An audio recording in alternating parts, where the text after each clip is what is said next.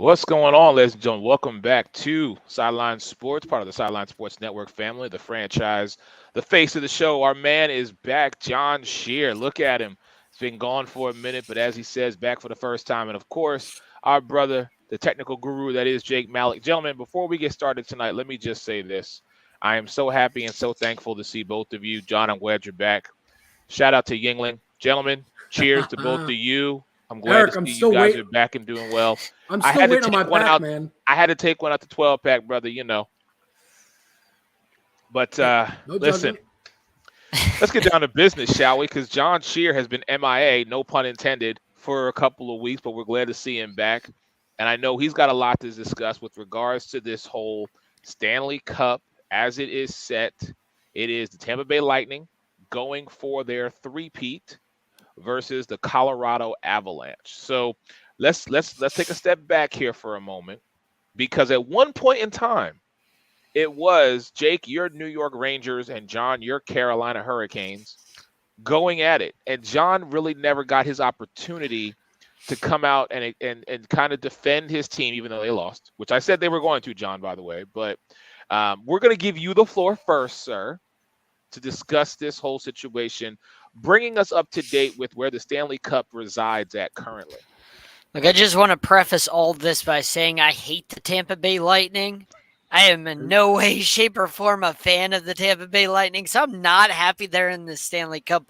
Again, for the third straight year, I'd rather be my team for 3 straight years. However, seeing Jake upset, seeing Jake have to eat humble pie after blabbing those lips over there in the armpit of New Jersey. Hold I on. can No. smell New I'm Jersey going to need from you here. to time out for a second, All John. the stink that the Rangers... No.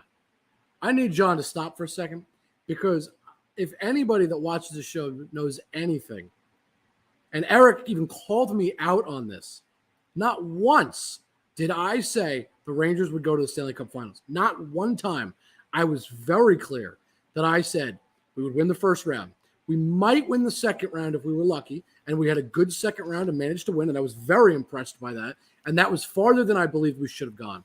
But as soon as we hit the Eastern Conference Finals, I said, we are not winning this. Tampa is going to the final. I was very humble, if anything, actually, John, because I knew, look, I know where my team resides. I know where they're going to stop. And I very much knew, even though they went up 2-0, I said, I still don't think they're winning this series. So you can tell me I got to be humble. You can say whatever you want. But it needs to be said that I knew they'd lose this series. I said it, which sounds pretty humble to me to admit my team was going to lose in this round. By the way, shout out to Philly Jim and the overrated A.J. Brown that they acquired. And hey, whoa. Okay, you know what? You're going back in timeout, buddy. This has nothing to do with football. You're going to keep making comments like this, man. Okay, I ain't trying to hear you right now. We're talking James hockey. James is just trying to support the show, man. That's it. Stay focused on hockey. Stay focused on hockey, John Shear. All right? Look at you. You froze. That's how bad you are.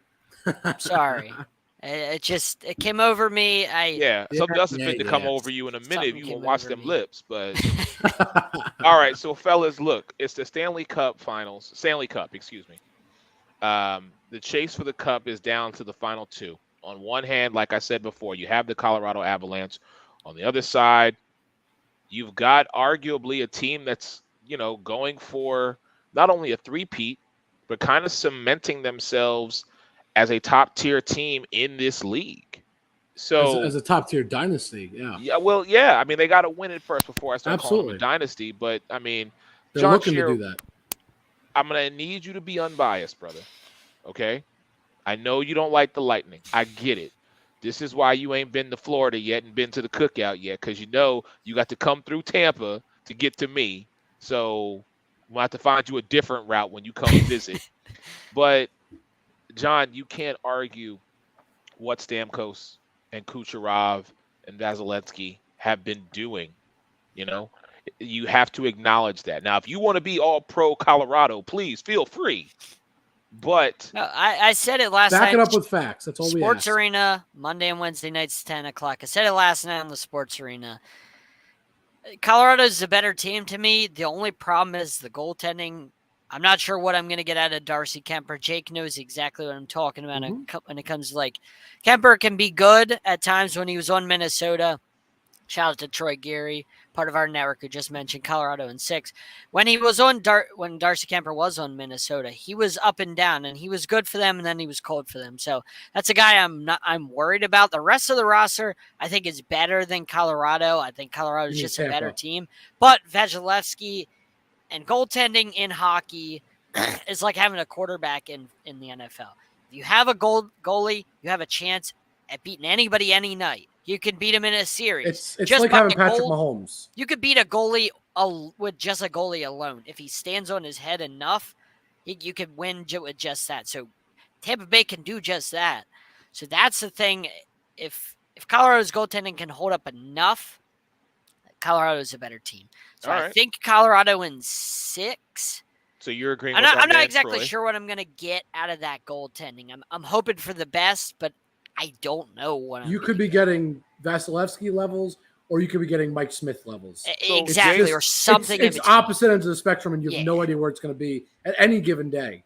Fair enough. Yeah. Jake, let me go to you because our man Jordan Long, under review, part of the Sideline Sports Network family, has asked some questions that I think you would are the person to answer. He said, "Can Tampa hang with the Avalanche's 4 different lines?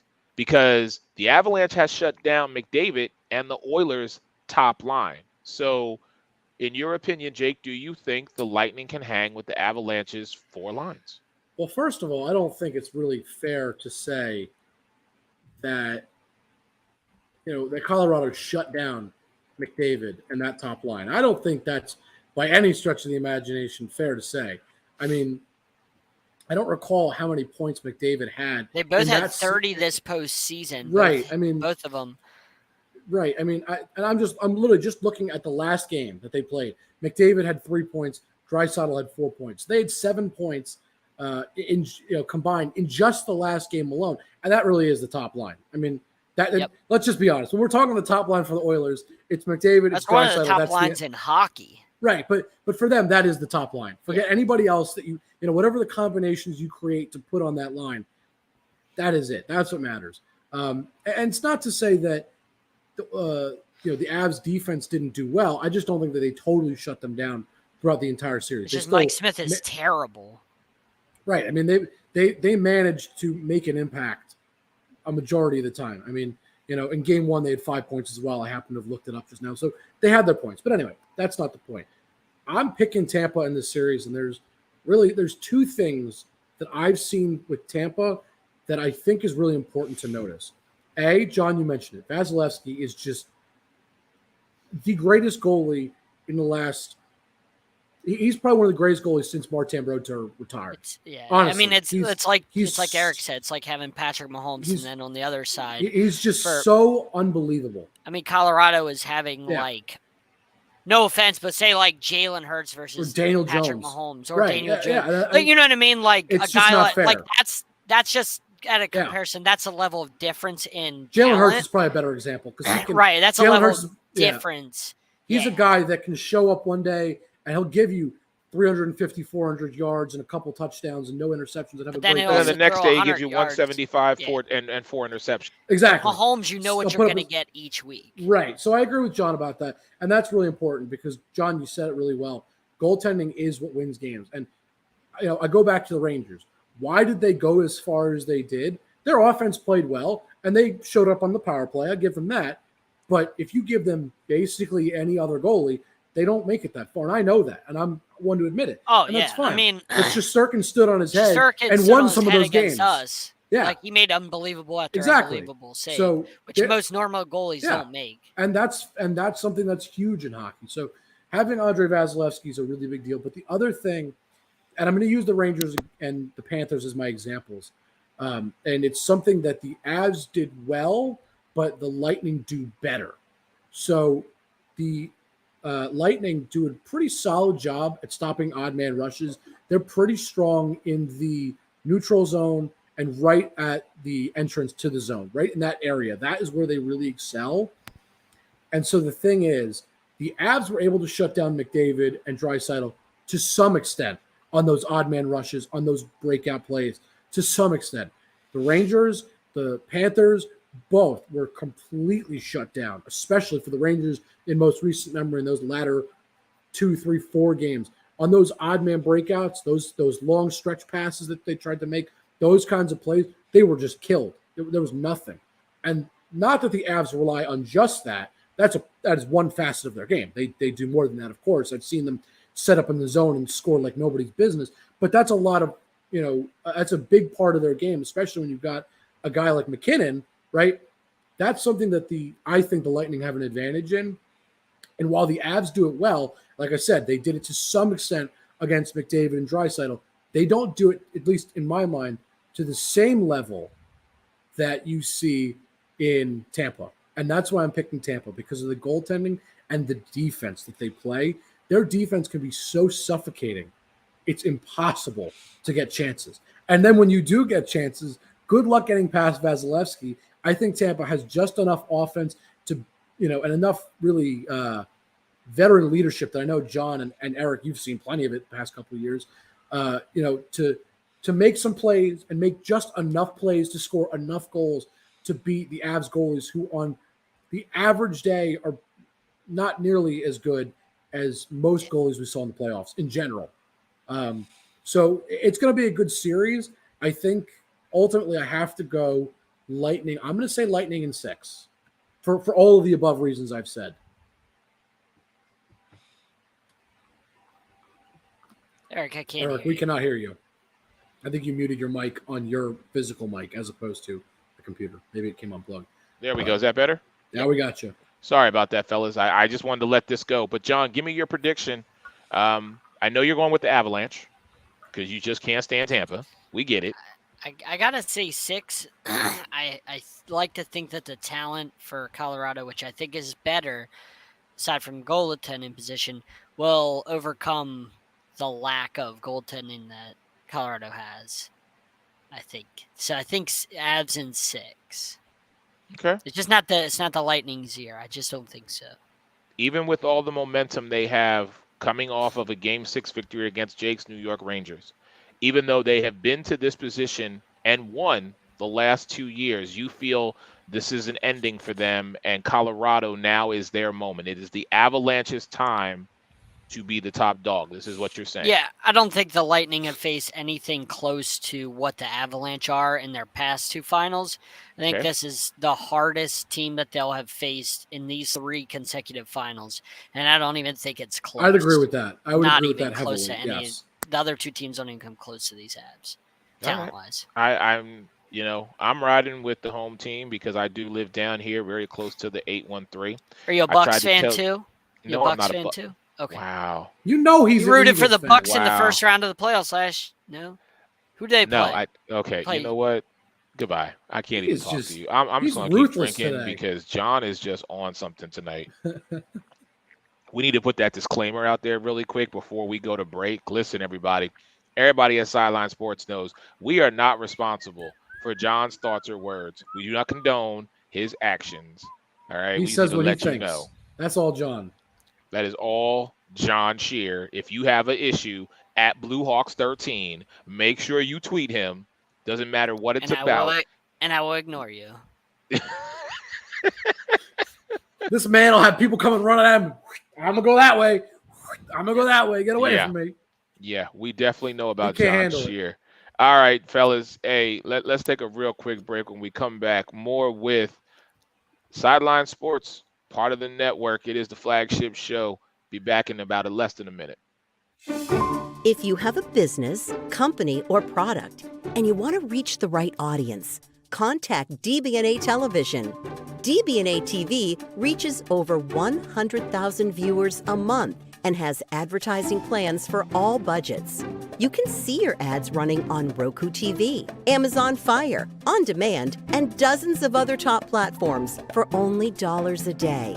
Call our advertising sales department between 10 a.m. and 8 p.m. Eastern Standard Time, Monday through Friday, at 484-695-5187. That's 484-695-5187. Make the call and then watch the results. It pays to advertise on the DBNA television network.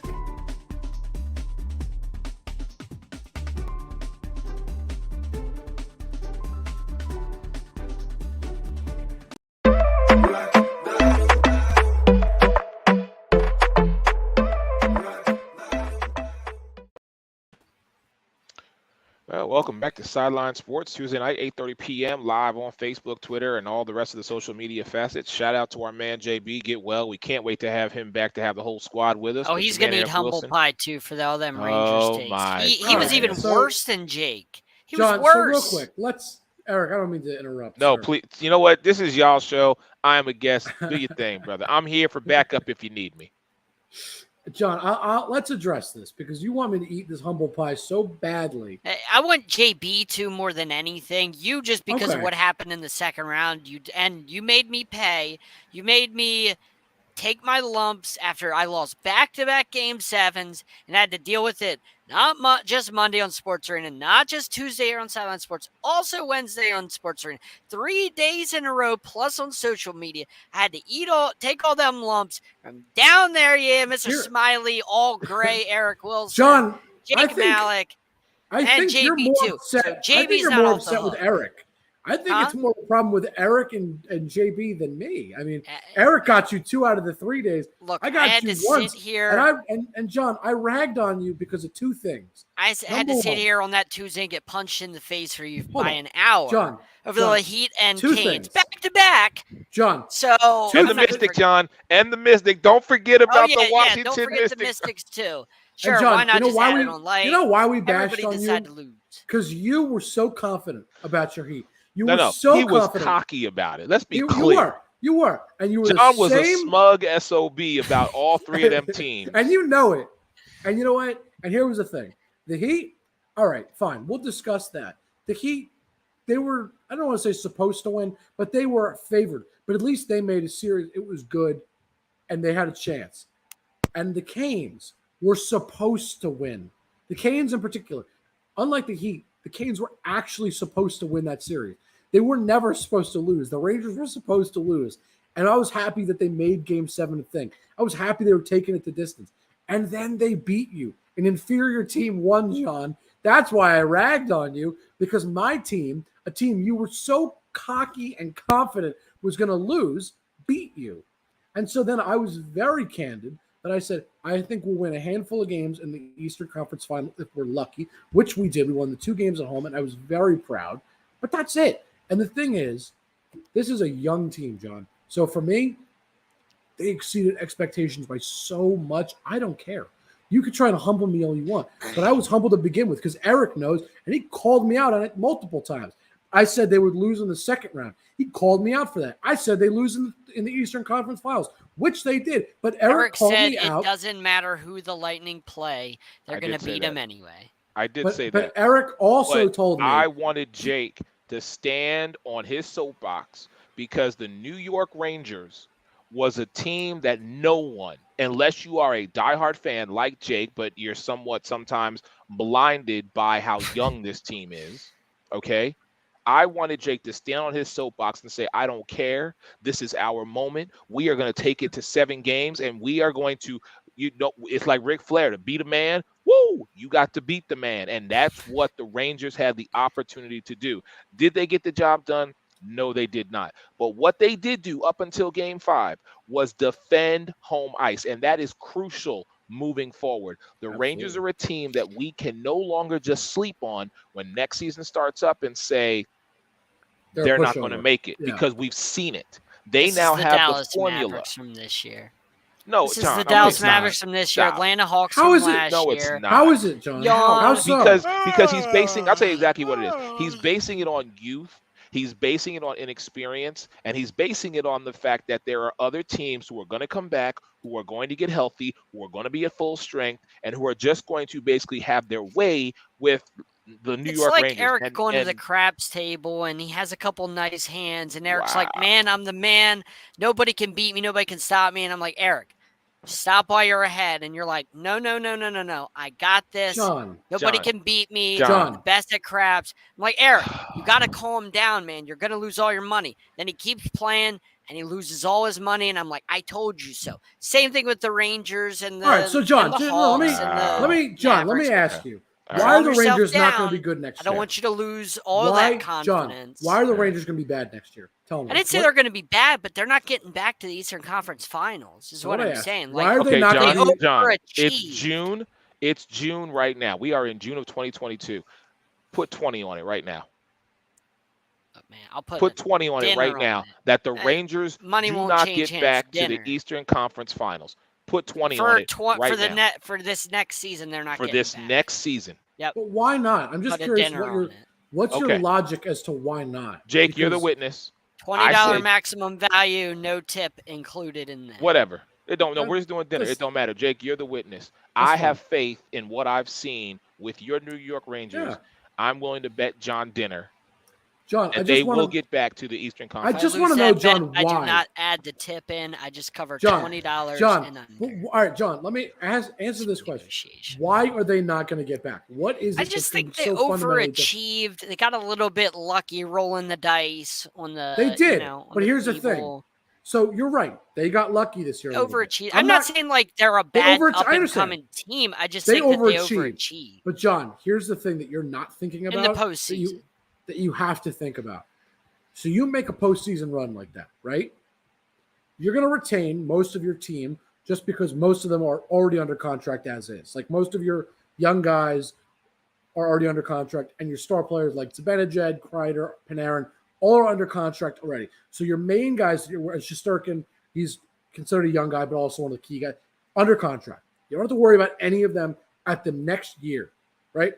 The Rangers, I think Vetrano is looking to re-sign, which is a nice. Yeah, I think a nice he depth. resigned. I'm pretty sure you just. I don't know if he resigned re-signed yet or if he's somebody looking to, yet.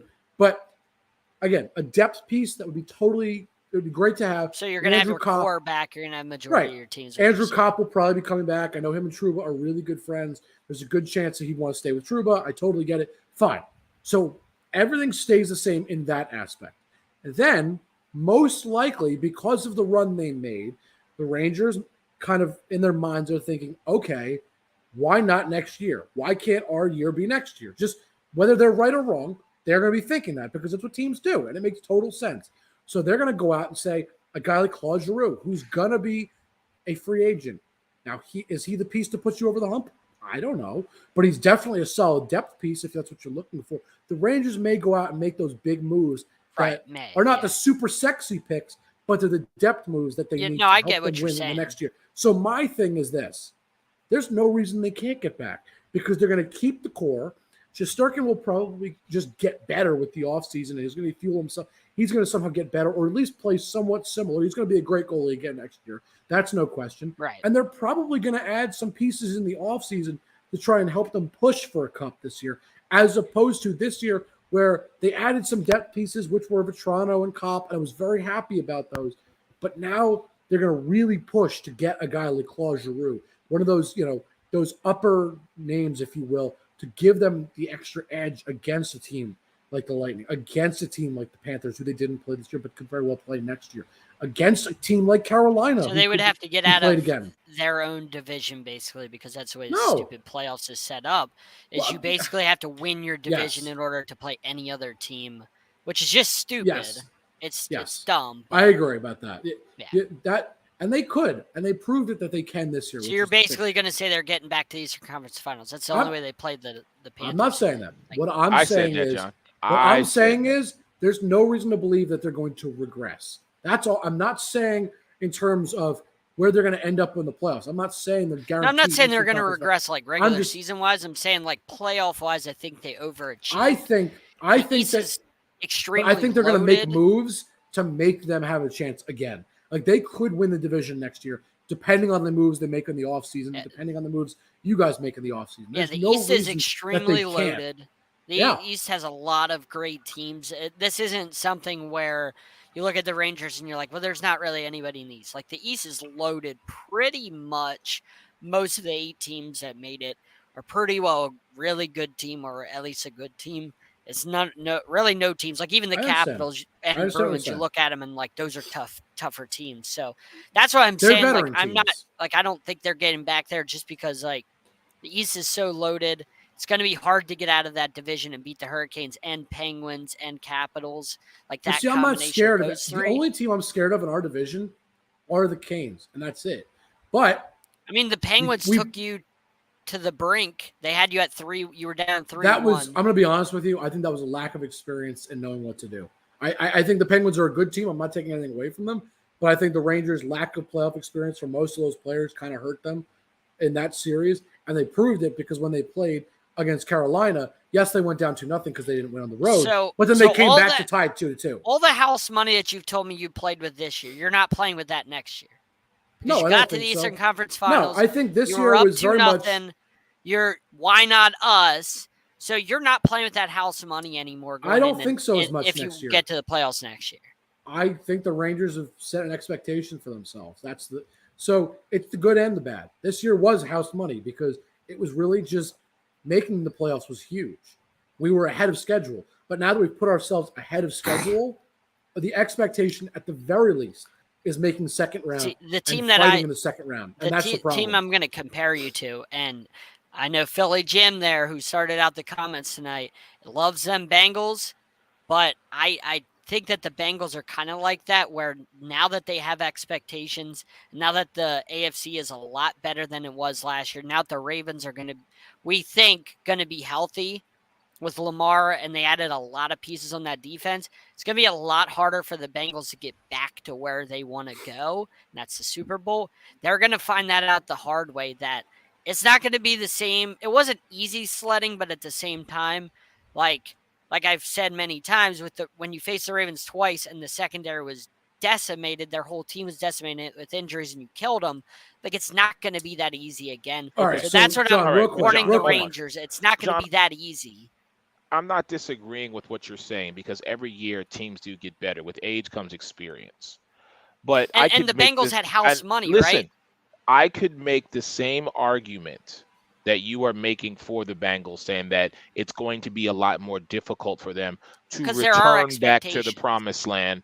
But because of the expectation, because of what they were able to do, because they were able to beat Patrick Mahomes not once but twice, once in the regular season and once when it mattered most. Absolutely. That yes, in the mindset of the players, in the mindset of the fans, that there is a level now that you have to throw Cincinnati's name in the mix when you talk about contenders in the AFC. Okay, John, you don't think that the New York Rangers, after their loss, went back to the drawing board and said, what do we need to do to keep this? What do we need to execute on? Be it in the offseason, be it in the draft. Where do we need to find that last little piece that is going to get us to the Stanley Cup? Because think about it like this.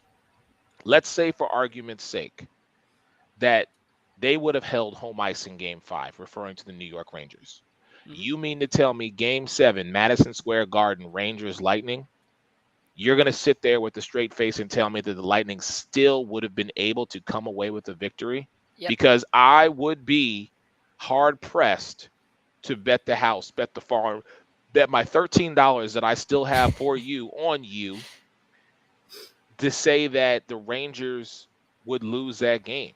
I get it. It's back to the drawing board. I do, because this is what the Lightning do. They don't care whether they're I hate the Lightning, but they don't care whether they're at home or on the road. They just go out and play and beat you, and that's the annoying thing is it doesn't seem to matter. All right, I'll say this to Eric's, because nobody shows up to their home stadium anyway. It's like 10 fans. I'll say to this. I'll say that Lightning. Which team? The Lightning? That's like going to a Rays game. Nobody shows up. You could be not any more farther from the truth. John. You do understand something. Let me explain something to you. I understand that it is Florida, and I understand that it is 90,000 degrees with a humidity that makes it 112. But my brother, let me assure you of one thing. The pecking order when it comes to the sports in the 813, the Lightning are the top. The Lightning sell out Amalie Arena when the Lightning playing. It's really Bucks and Lightning kind of right together. No, it's not. It No? used to be Lightning, and then you would have the Bucks, and then you would have the Rays. The Rays Are still on the then bottom. surpassed the Bucks with the 6 years of Really? Jameis. Now that Brady is here, Yeah, yes, that's what I was gonna now ask. it is more of a Right, that's here. what I'm saying. This is the Lightning. This is I the meant Bucks. at the moment that's where Yeah, At with the Brady moment, there, but the until Lightning Brady are goes. the Lightning are still the number 1 team in Tampa Bay. I wouldn't entirely argue with that. I mean, they are back-to-back champs for a reason, and that's not to do with the fans, but that obviously your fans are going to be pretty excited, even if you're just bandwagon fans. There's going to be quite a few that hop on when you got 2 championships in a row. When you see and I know most of tailgate them are parties not at that. Raymond James, that's one thing. When Right. you go to Amalie I Arena saw and it. it is standing room on the Oh, outside I saw it. Trust to me. watch the Jumbotron to watch that game, people have chairs and tents and awnings and the whole 9 yards set up in the area. Okay? I agree. It's true something different. I know we I'm got to with keep you. moving, and I apologize. No. Lightning are the top team That's in fair. Tampa Bay. But real quick, I wanted to add this to what John was saying. So, John, they lost, but Eric has kind of said it best. They're going back to the drawing board. So they're now going to look kind of like the Bengals, right? You lose, you don't go, "Whoa, well, we did really great. It was all with house money, though. So no big deal, no expectations." No, you get that far. Now there are expectations. So now Makes it the a lot Bengals are the harder. perfect example to use, actually, right? What was their biggest issue? Their offensive line was atrocious. So what do they do in the offseason? Boom, sign an offensive lineman. Boom, sign another one. Boom, sign another. They just, they sign guys to fix that position that they were having a problem with. The Rangers are going to do the same thing. They're going to say, okay, our center depth wasn't 100%. Maybe we need to fix that. Okay, we I'm just not saying need they more don't have depth the in general. players. Okay, but they're But going to the go East- add more players. They're going to add better veterans to help them is my point. They're going to add guys. And the last thing real quick, one of the Rangers' biggest weaknesses, they had a kid line. They were just kids. A lot of this team is very young and learning. I think I know Lafreniere, that. Kakko, and Filipino. I think next year they're going to be better than they were this year by a Sound lot. like drinks And, you have on the beach whenever you go to like. Oh my God. Okay, you know what? But I Let's think take it real quick. I think the experience is going to do them a huge favor, which is something that's going to help them move forward in the next year and make them a more formidable line together, as opposed to a depth line that was playing well. They're going to be a depth line that is a strong line as a whole. There you go. 8 seconds and we're back.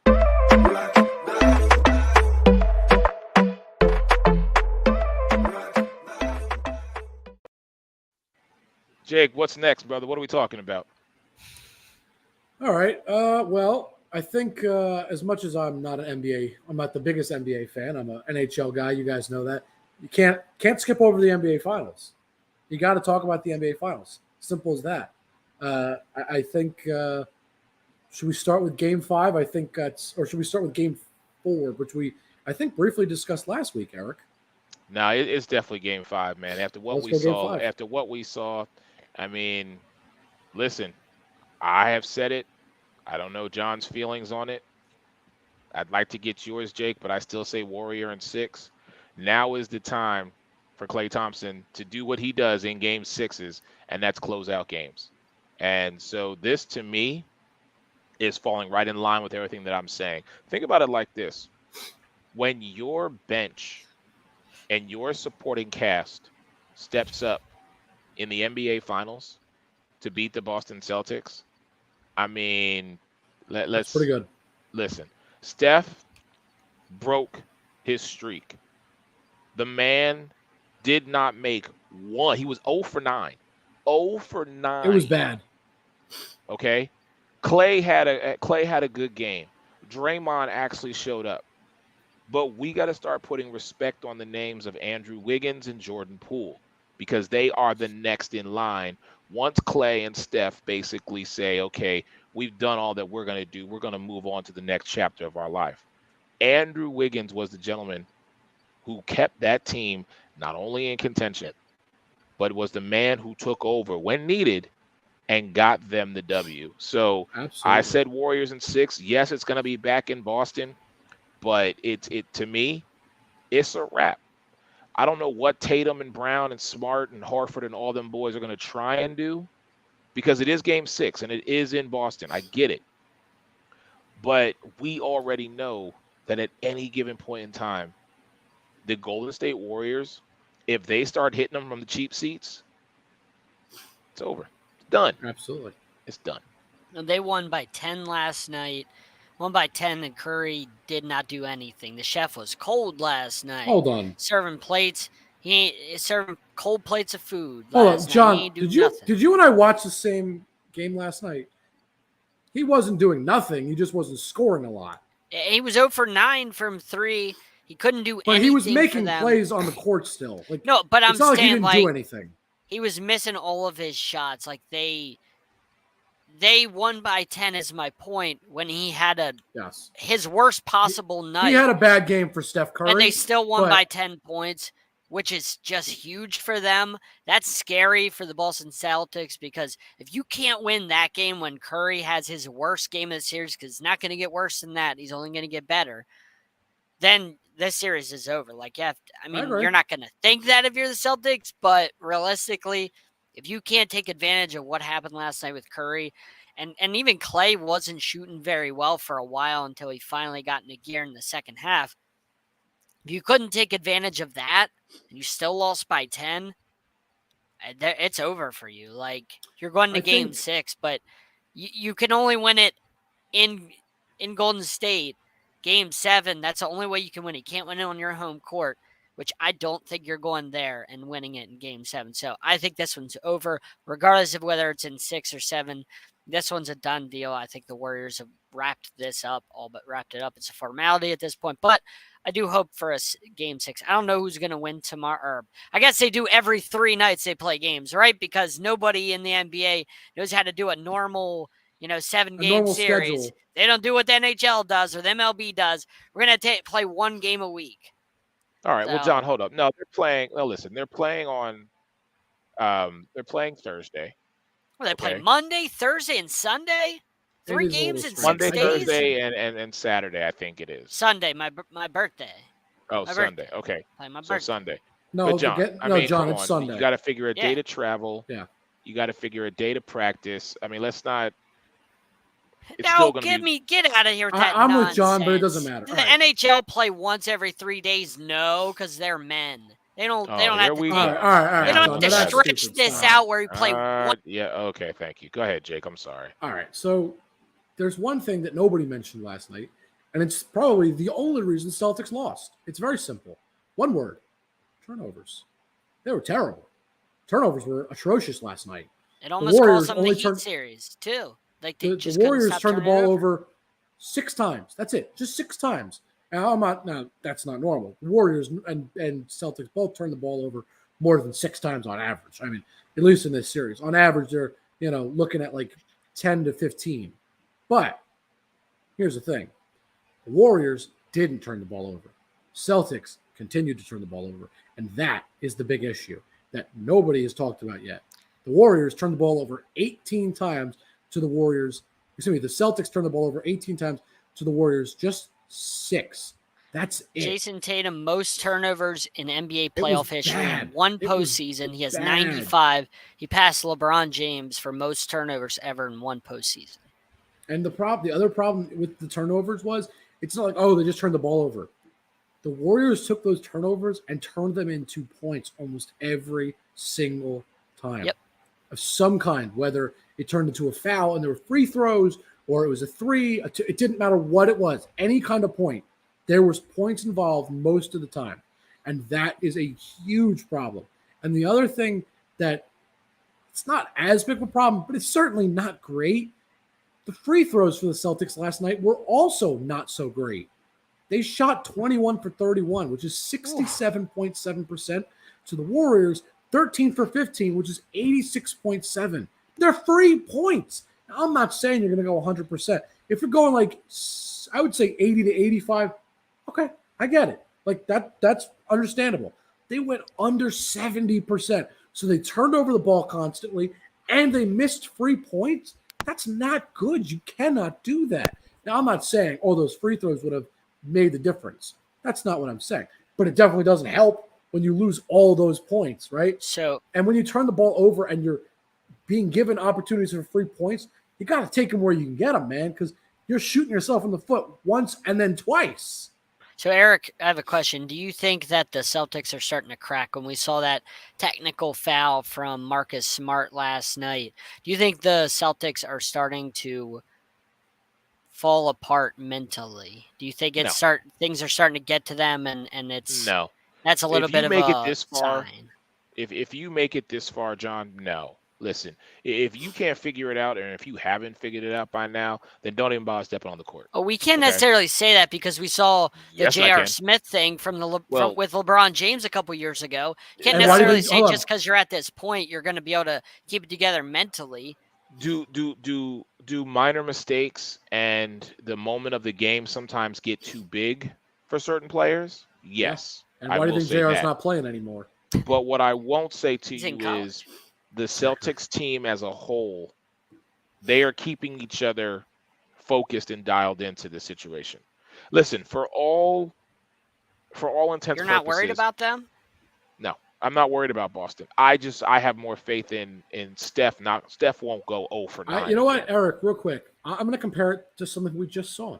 Rangers versus Lightning. It's the same thing to me. Why? You have a team in the Celtics who I think are overachieving a little bit maybe, but they're a great team and they played really well, and they're going against a buzzsaw in the Warriors who have been here before. They know what they're doing, and they're proving it. It's I not that get the it. Celtics are bad or the Celtics are cracking. They shouldn't It's be just here. The Heat should be here. I no, understand it's not that. it. No, This no, ain't about it's the not Heat that. being there. It's Okay? not that. It's Nice about try, a John. team Nice that try. doesn't have a lot of experience in this realm yet versus a team that has a ton of experience, and it's showing. And that's it. Because it's kind of like the Lightning and Rangers again. Mistakes, the Lightning capitalized, the Rangers But I'm talking made a about bunch of mentally. mistakes. Like, I know, but hold on. The Rangers made a bunch of mistakes, the Lightning capitalized. The Lightning, being the veteran team, didn't make many mistakes after the first two games in their case, and the Rangers couldn't capitalize because there weren't any. The Celtics are seeing the same thing with the Warriors. The Celtics made a bunch of mistakes last night, and what happens? Boom, Warriors go capitalize on most of them. That's just what happens. So I think it's a kind of similar situation where it's not that one team is bad or they're cracking. They're just playing a team that I think is simply better than them, and it's showing because I this just team wonder has if all the components to win a championship. I just wonder if everything that the Warriors did, because the Warriors can break your spirit by just all those long threes, and they just are so resilient that it can wear on you. And that's why I ask, like, when you have a guy like Marcus Smart who is the defensive is player of one the of year. those guys you have to always worry about, kind of like Draymond. You always have to worry about whether they're going to start losing their mind and then get technical fouls, because Marcus Smart's just like Draymond in that regard. It's like when I would not that, be worrying like, about Draymond right now. No, but Draymond is one of those guys where like if there's one guy on your team that you have to worry about getting technical fouls and starting to lose their cool, Draymond and Marcus Smart are those guys on their respective teams. But right now, I am not scared of Draymond Green. Okay. You don't think Draymond's that guy? No, I know Draymond is, but I'm not saying Marcus Smart is that guy. Marcus Smart's always been that guy. No. He's always been the guy you have to worry about losing his mind. No, I don't think so. Like and if you want to put him in that box, okay, then put him in that box for the regular season. Put him in that box previously. You can't put Marcus Smart in that box right now. Listen, we know what Draymond is. Draymond is probably one of the most consistent guys when it comes to getting in your mind. And if he can mentally disrupt your momentum and how you're thinking and just get inside your head, guess what? Done. Game over. He's a puppet master. Okay? Marcus Smart's not that guy. Marcus Smart understands what his job is. That is basically at any given time, if Steph is on the court, Stephen Curry, he knows that he's got to be able to be the defensive player of the year, the award that he has received, and shut down one of the best shooters ever to play the game of basketball. Okay? That's what his job is. That's what his role is. Now, you can look at a game 5 and say, well, Marcus Smart did his thing. Well, no, not really. Stephen Curry had a bad night. Let's call that what it is. All right? Right. But again, he had a bad night, and the rest of the team said, hey, Steph, we got you. It's just like the Sideline Sports Network. When one of us is having an off night, guess what? The rest of the crew picks it up. Why? Because we keep this motor running. Okay? So, Boston, major opportunity. Do I want a game 7? Let me be very clear. Do I want a game 7? Of course I do. The two best words in sports. Absolutely. I'm just looking at it and saying, if game 5, if the game was a lot closer, even though they won by 10, if Steph played his normal game or even an average game and the Warriors won, let's say by 6 or less, then I would be like, okay, this is going to game 7. But you already know Steph, Clay, Draymond, Wiggins, Poole, them boys know we go into Boston to do what the great Michael Jordan has done 6 times. Close it out on our opponent's court in 6 games, and we bringing that trophy back with us. We ain't coming back to get the trophy. The trophy is flying with us from Logan Airport back to the Bay, and we are going to be the 4-time defending champs. I agree with Eric. I mean, and again, that's the one thing that the Warriors have over the Celtics. It's that experience. They know how to win a championship. They've done it several times, and specifically Clay, Draymond, and Steph. The 3 of them have won multiple championships together. They will be able to rally this group together and be like, guys, here's what we got to do. Let's go do it. And that's what they're going to do. Those guys will take care of business. And shout out to Yingling for keeping me going tonight. That's what I'm saying. And so real quick to John, to your point, if I think the Celtics were cracking, though, I don't think they're cracking. Again, it's just I think they're just playing a better team. And I think a better team is exposing but every I understand flaw. that. But whenever you start to see little things like that, I it's think just that's more a something where reflection of the Warriors. I have to wonder if the longevity of the series and things like that, and all of the you just haven't been able to overcome the Warriors. Like the Celtics, Right. haven't been the better team in this series. John, They honestly, won 2 games so far, Jake, and one of them was only because they stole a fourth quarter by 25 points. That was the only way they stole one of these 2 games. They did it. No, I understand that, but what I'm saying is majority of this series, the Warriors have been better than you if you're the Celtics. Right. So eventually, it starts to get frustrating. But that's kind of my point. That's what I'm getting at. The Celtics are good. The Warriors are considerably better. And the biggest thing is the Warriors are saying, okay, we know we're better. Now we're going to expose all your flaws in Boston. That's what they're doing to Boston. I think the Celtics I think they fall apart. And I don't think it's the Celtics. I don't think the Celtics are cracking or falling apart. It's not that. It's what it looks like on the surface, maybe. I think the thing is, it's just the Warriors are so good, and they're clearly a better team, and the experience is proving that they're making Boston look bad. They're showing their flaws because those turnovers that Boston's making, that's not happening by accident. Some of them are bad turnovers, but some of them are the Warriors playing better ball, forcing turnovers, and that's a way of exposing flaws. And then they're going and scoring on those turnovers, which is also exposing the flaws of the turnovers, which they just forced. John, this is what I want you to look at to kind of put a pin in this, because I know we only had a few minutes left here tonight on Sideline Sports. What I want you to watch in Game 6 is this. What I want you to watch is the momentum. We always talk about the ebb and flow in a team of runs, okay? Absolutely.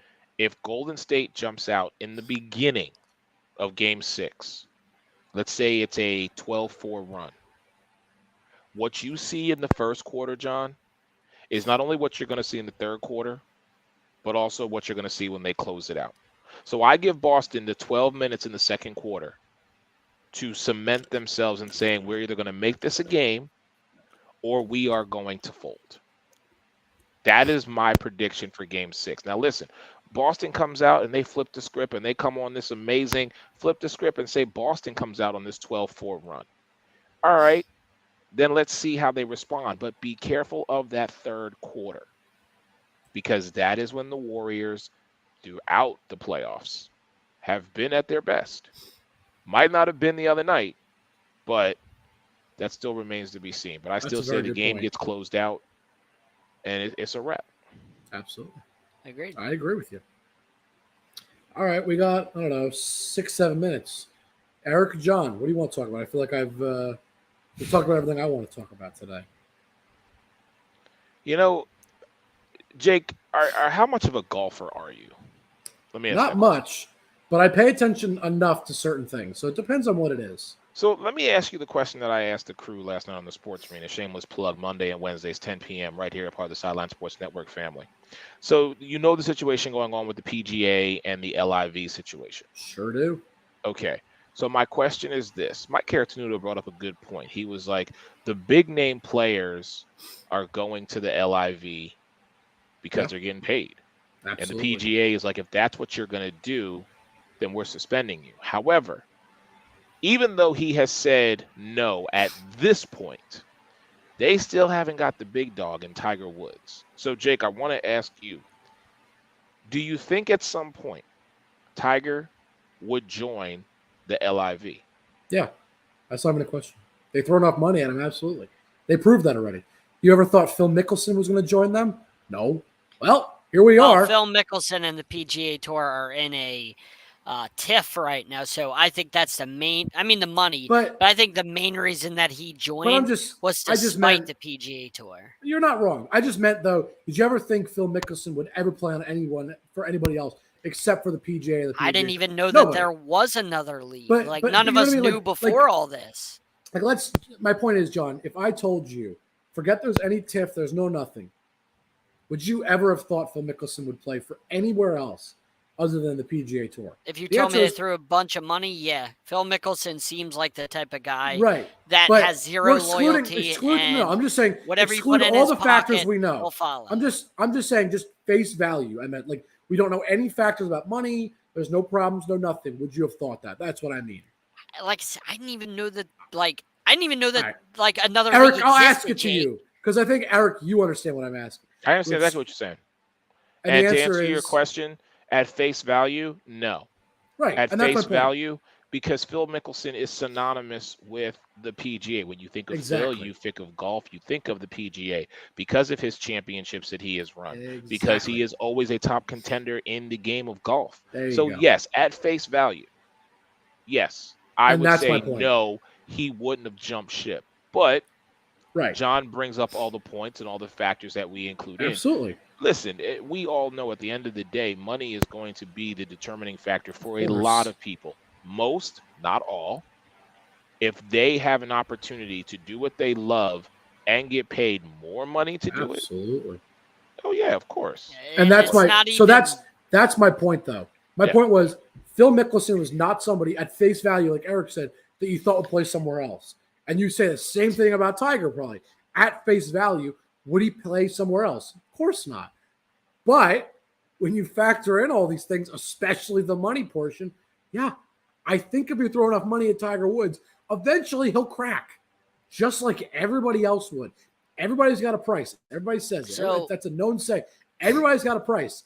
I don't know what Tiger Woods' price is, but there is no doubt he's got Tiger's a price. a billionaire, so that price is going to be pretty high. Hey, and it may be very hefty, but you know what? It seems like this tournament's got a lot of money to throw around, and they're not afraid to. That's a nice segue into what I'm about to say. So the winner of the Masters got 18% of the total purse of the money. Do you know how much money you got for winning the Masters? How much? $2.7 million. That's it. Okay. That's a lot of money, yeah.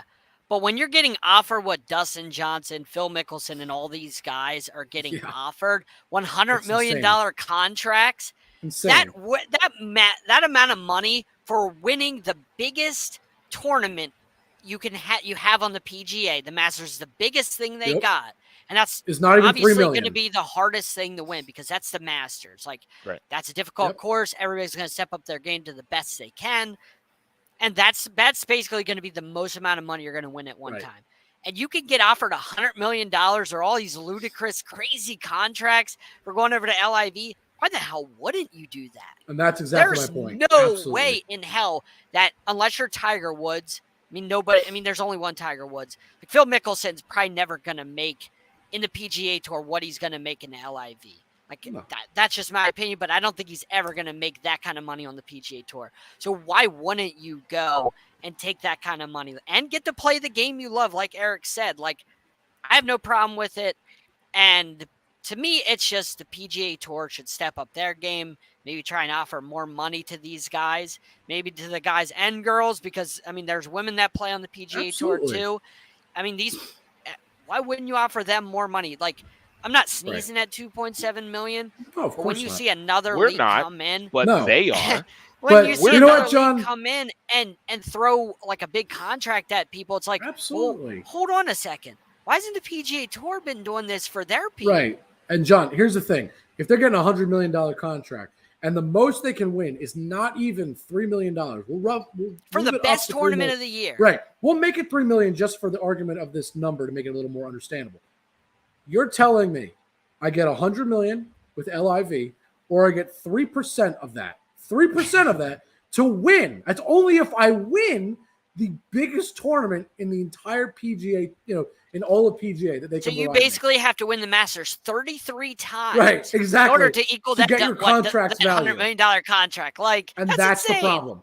And that's the problem. So for me, if you're telling me I get a $100 million contract, or I can make 3% of that contract only if I can win the hardest tournament in all of golf, I'm going to take the $100 million every single time. Even if 10% of that contract is guaranteed money, even if it's just $10 million, that's 3 Masters plus that I've just guaranteed myself. Right. So I get it, and I understand the frustration from the PGA, but it's not their. It's nobody's fault but their own. These guys are getting paid, and you know what? Good for them. Good for them. Maybe the PGA can't afford it.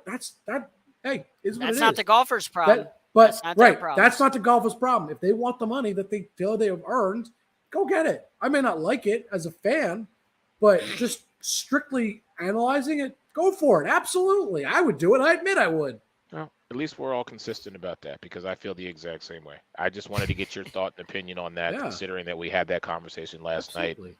It was one of those where I was like you said, everybody's got a price. It just depends on what that number is. Yeah. So Tiger may eventually end up there. We'll see if they have the money for it. It's time to start treating these golfers much like we do the football players. Like, I was going to say, treat them like a regular athlete. Not if you like want the best, other you athlete. pay them like they are the best. Like, to me, what these golfers are getting paid for winning the Masters, that's a joke. That's nothing. I feel like they should be making a hell of a lot more. It's just me. You're right. Based on what other athletes make, you're right. Absolutely. Our man Troy chimed in here with this. He said the real reason the Saudis are funding this kind of money is to try to make people forget the image they have in the world. Troy, that's a slippery slope, my brother, because that's a conversation that we're going to have to save for another time. We need to ride out of here. This has been great. Gentlemen, thank you as always for having me on. I appreciate it. My man John Shear is going to handle his business, and then I'm going to say my piece, and we're going to let Jake close it out like we always do. So, John Shear, do your thing, my brother. Yeah, make sure you check out Sideline Sports YouTube page. Subscribe, please subscribe, because that helps us. Check out all of our social media handles. We do shows every night of the week, Sunday through Saturday, because that's how the week works. Eric Wilson, Sunday through Saturday, not the other way you say it, but we have shows every day of the week. Make sure to tune in to Sports Arena Monday and Wednesday nights. We got 3 Chicks in a Pod happened earlier tonight. Got the Gary and Stein show happens, I believe, Mondays. We got Basket Bros Sundays, Gauntlet Saturdays. Like, we got shows every day of the week. You guys are going to want to check out. So our YouTube is always popping, and I'm gonna let it right over to you guys. So, yes, let me run down the list real quick for my brother, and I'm sorry if I missed a show, but let me run it down for you. And since John says Sunday to Saturday, you got Basket Bros on Sunday, you got the NBA Carousel, Megan Price's NBA Carousel, along with What a Show in the Sports Arena, plus the Gary and Stein show. On Tuesdays, you got 3 Chicks in the Pod, you got Confidential, and, of course, you got Sideline Sports. Wednesdays, you've got the Sports Arena. We do it 2 nights a week because that's how we get down. Thursday, you got the Pundit's Pundit. Fridays, you got the LinkedIn podcast. Saturdays, you got the Gauntlet podcast. Fridays, every week, check out my man Jordan Long, Under the Review. Great article, great execution on his topics that he discusses. And he doesn't just cover Colorado. He covers, he got the Under the Review podcast. Now, I'm going to turn it over to my man Jake Malik to close it all out for us. Absolutely. All right. You guys can find me on Twitter at Jake_Malik. JB at home. Hope you're feeling better, buddy. Real quick, as per usual, as you see scrolling across the bottom of your screen, Instagram and Twitter is Sideline Sport 1. YouTube and Facebook is Sideline Sports. We got a group, we got a page. Just look us up. DBA Television, Spotify, Apple Podcasts, Google Podcasts, TikTok. We are everywhere all the time. For your best sports news, I'm telling you, come to us. I tell you every week. That is the way we do it. Gentlemen, any last comments before we run out? No. Nope, Sideline not at Sports, all. like we say, we are the fans' version of the four-letter network. We will see you guys next week. See it.